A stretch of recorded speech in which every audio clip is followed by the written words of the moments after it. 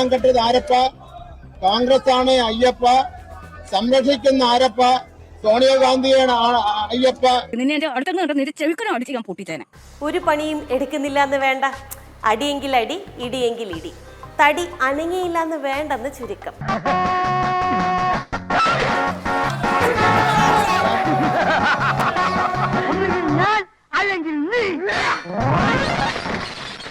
ദയവ് ചെയ്ത് മേശപ്പുറത്ത് കയറരുത്, ആരെയും പിടിച്ച് കടിക്കരുത്. നമ്മളെയാണല്ലോ മച്ചമ്പി വെട്ടിയിട്ട വായത്തണ്ട് പോലെ കിടക്കണ കിടപ്പ് കണ്ട. ഇനി ലേശം സംഗീതമാകാം. സ്വർണം കെട്ടത് ആരപ്പ? കോൺഗ്രസ് ആണ് അയ്യപ്പ. സംരക്ഷിക്കുന്ന ആരപ്പ? സോണിയാഗാന്ധിയാണ് അയ്യപ്പ. ഇനി ഒരു താത്വിക അവലോകനവുമാണ്. ഞാനിപ്പോ നോക്കിക്കൊണ്ടിരിക്കുകയാണ്.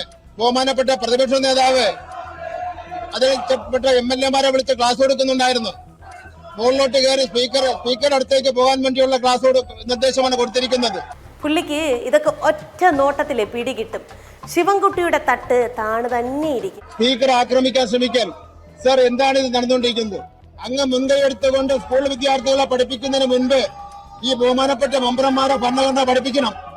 എന്നാലും സഭയിലെ ബെഞ്ചിന്റെ മുകളിൽ കയറി നൃത്തം ചെയ്ത ശിവാണ്ണനെ കടത്തിവെട്ടി സഭ തല്ലിപ്പൊളിക്കാൻ വേറെ ആളോ? No, never.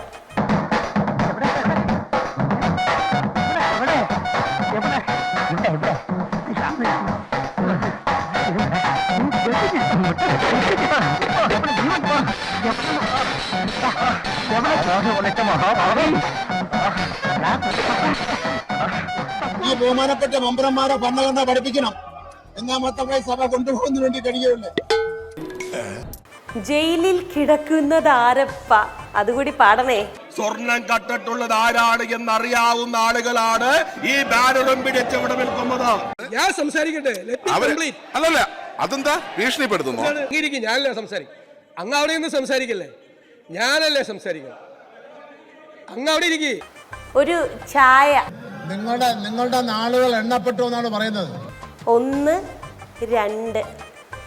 ആരുടെ സഖാവിന്റെയും പരിവാരങ്ങളുടെയും നാളുകൾ എണ്ണിയത്?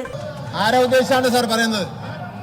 ആരെ ഉദ്ദേശിച്ചാണ് പറയുന്നത് എന്ന് മാത്രമല്ല സാർ, സഭയിലെ ഒരു മുദ്രാവാക്യം വിളിക്കുകയും പ്രതിഷേധിക്കുകയും എന്തുകൊണ്ട് ചെയ്തോട്ടെ? മന്ത്രിമാരെ ഇങ്ങോട്ട് വരണ്ട, ഇങ്ങോട്ട് വരട്ടാൻ വേണ്ടി വരണ്ട, ഭരണപക്ഷത്തെ വരട്ടാൻ വേണ്ടി വരണ്ട.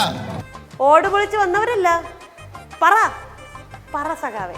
ഞങ്ങളെല്ലാം ഓടുപത്തിറങ്ങിയവരല്ല.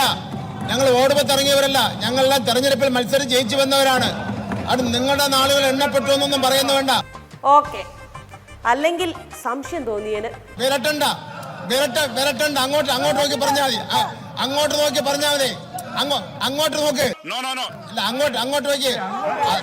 അങ്ങോട്ട് നോക്കി പറ. അങ്ങോട്ട് കിഴക്കോട്ട് നോക്കിയിരുന്നോ? അവിടെ ഇരിക്കാൻ പറ.